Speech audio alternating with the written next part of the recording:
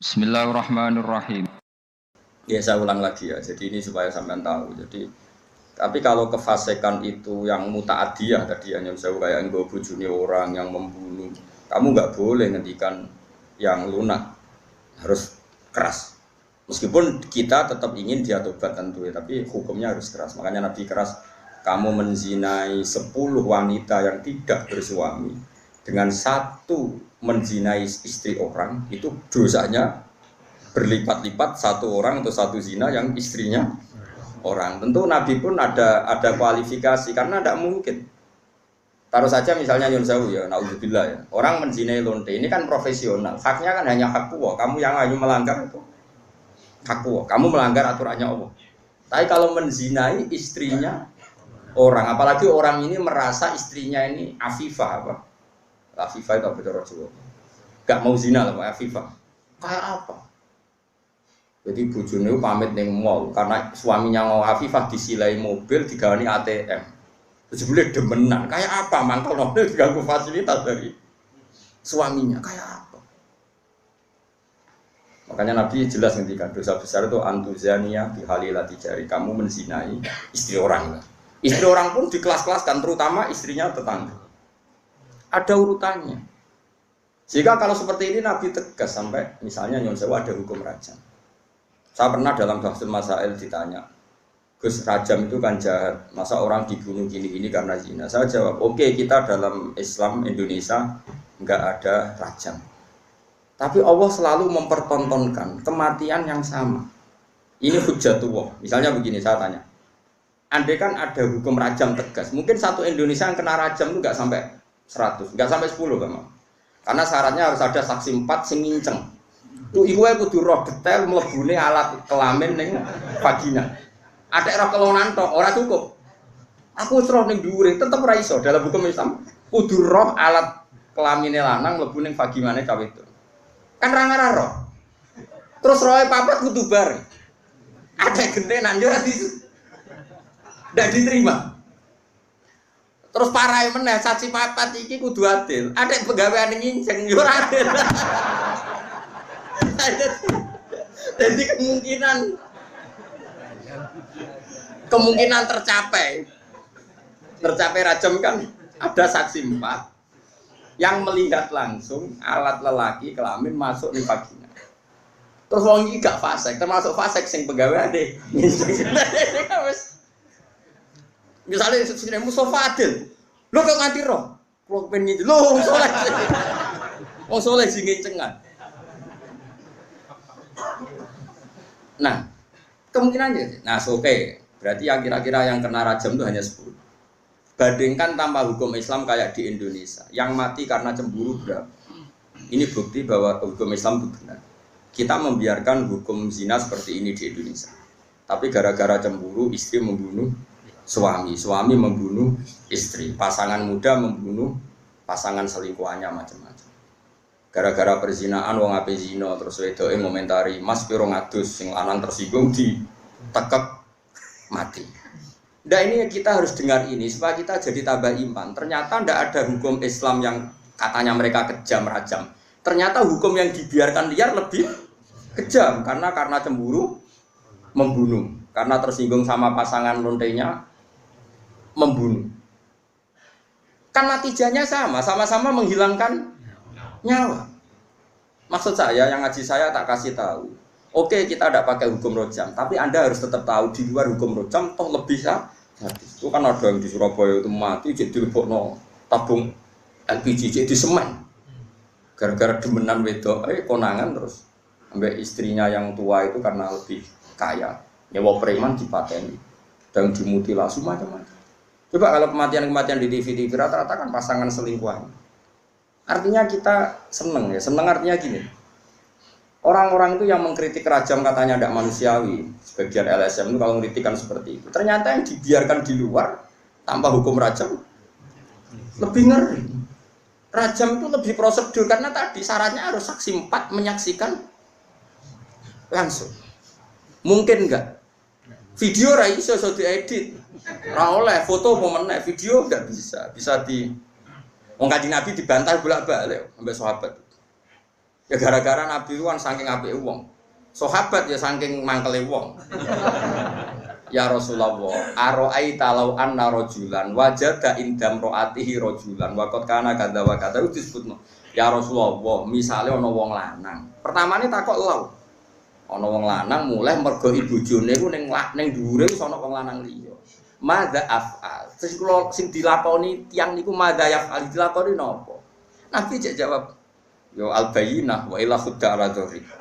Kudu ana saksi. Nah ora kowe sing tak jilid perkarane kowe kodaf nuduh orang lain. Napa ya Rasulullah bayina? Iya bayina, pinten papat. Kula goleki kanca sedeng bar dadi bar. Kula kan golek wong papat sedeng bar. Lah kok do pinter mesti. Nabi aja ngotot yo ora pokoke al bayina wa illa khudala dzori yo tetep bayina nak roke. Nah, saya itu berkali-kali basul masail yang seperti itu. Menurut saya itu benar Nabi. Saya ulang lagi itu benar Nabi. Tentu Nabi itu paling benar. Bukan karena kita kultus saja, logikanya begini. Oke, dalam konteks orang soleh kayak Mustafa, mungkin cerita seperti itu benar. Ya cerita seperti itu benar. Tapi problemnya, wong lanang sira soleh ya akeh. Wong lanang sira soleh soalnya melaporkan istrinya karena wis ra soleh kepen Mekah. Pak Hakim melapor. Tadi malam saya mergoki istri saya selingkuh, maka harus diceraikan.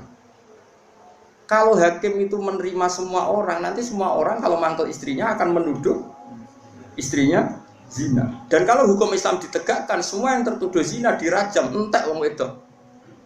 Paham ya? Maka sebaiknya Nabi mah nggak percaya. Paham sih kalau maksud? Sehingga dipersulit. Akhirnya apa? Dalam konteks suami istri ada hukum khusus disebut li'an. Disebut nomor? Li'an. Li'an itu istrinya didatangkan di masjid, zaman dulu kan tidak ada kantor pengadilan. Suaminya didatangkan di masjid. Sama-sama bersaksi tabri'ah. Tabri'ah begini, disuruh sumpah 4 kali. Yang kelima itu sumpah, cara saat ini sumpah sambar bledek. Sumpah pocong cara Madura. Kalau saya bohong dalam menuduh istri saya siap kena bedak atau kena laknatnya Allah. Terus istrinya di depan Rasulullah sumpah 4 kali, yang kelima saya siap mendapat azab Allah jika saya bohong. Baru harus dilepas. Furriqa bainahuma alal abad, keduanya diceraikan alal abad abadi, sama-sama enggak boleh nikah lagi, terus diceraikan secara syar'an. Yang kok ngenteni perkembangannya pangeran, pokoknya sama-sama nantang sing gorong tak berbeda. Utawa cara saiki diplintes tronton. Kalau di daerah saya gitu kan ana pantura. Ada tukaran gitu. Aku ada nganti melok wong iku. Tabrak truk. Terus sing musuhe, "Aja truk tok, muni tronton." Saking mangkele. Saking debat kok ngono. Nak sing wong belah ya ngono, kecemplung segoro. Sumpah apa? Mungkin nak sing biasane Merapi, sumpah kecokot ulo, kan sesuai daerah apa? Masing-masing. Ini penting kalau aturakan ya, jadi saya mohon sekali, jadi untuk hal-hal yang menjadi hukumannya Allah, kamu harus angkat tangan. Iya Allah menunjukkan wong-wong maksiat itu lahum fid dunya. Di dunia itu pantes sih, itu ya untuk ono inane. Mulane dalam Indonesia udarane copet yo. Coba, ora kok ini jenius. Berkali-kali aksi kok gak konangan. Berarti sing dicopet iku bodoh, sing nyopet. Wah, ya repot nang suwe-suwe nek gak ono bahasa hukum nanti begitu. Kalau warani itu orang yang menarik. Sampai banyak orang tertarik. Berarti hebat. Wah, ya repot. Lan kula seneng Indonesia niku anggap apik. Artinya apik itu. Apa ya? Bahasa Indonesia meskipun nyuwun sewu yang melafatkan tokoh-tokoh nasional pun atau TV-TV nasional bahasanya tetap ada razia Satpol PP kepada penyakit apa? Penyakit masyarakat. Bahasanya masih seperti itu, penyakit masyarakat terus. Ya pokoknya sampah masyarakat masih bagus. Tapi kan nanti kalau bahasanya dirubah hanya karena nuruti nyuwun sewu kemanusiaan. Satpol PP memburu orang yang belum dapat pekerjaan, yang sementara, wah malah kangelan repot. Cara kula wis bener iki, Bapak. Sampah masyarakat, penyakit. Ini bukti bahwa Allah itu kuasa. Jadi Allah itu gak ada sunnah. barang maksiat itu delalah secara nasional maupun internasional itu dibahasakan secara keras. Masuk neng Amerika antarane lonte gitu. Aku sering delok film-film barat. Kalau nu sering delok nggih konsensus mawon. Ternyata gambarannya di barat kalau ada istri sah kok suaminya selingkuh, ya sing dimarahi ya selingkuhan. Ora ono kok selingkuhan marahi istri resminya. Masih neng barat, masih neng negara komunis itu PKI lah, neng Cina. Sing nyolong mbek sing dicolong sing mlayu sing nyolong. Lho kok ijek Islami kok roh nak sing nyolong. Ora kok sama rata sama rasa terus. Paham ya? Ini cerita. Jadi nah, kefiah seperti ini itu kan baik. Kalau di orang fasik kefiah ini tidak kita datang karena takut mangkel lah mbek mayit mayit gendong ngono kok tak dongakno. Oke, dari segi itu berhak kita mangkel ning wong dolen. Masalahnya kalau kita tidak mengisi tradisi ini, diisi oleh tradisi mereka terus ceki, minum-minum, lebih sulit lagi kita menghilangkan. Mendingan gelo-gelo sithik, ngempet-ngempet sithik tekon ning majelis, niati ngurip-ngurip tradisi Islam. Senajan lu kowe gedeng maji. Gedenge ora iso mbok ilangi, gak apa-apa. Pembagian mayit itu lalas yang dicolong ya dunyamu. Masjid yang di imamane Gus Nipur yen kena mercon iki. Wong wong nak fasik ning desa kan wis parah tenan. Subhanallah wa bihamdihi adada khalqihi wa ridha nafsihi wa zinata arsyihi wa madada kalimatihi. Subhanallah wa bihamdihi adada khalqihi wa ridha nafsihi wa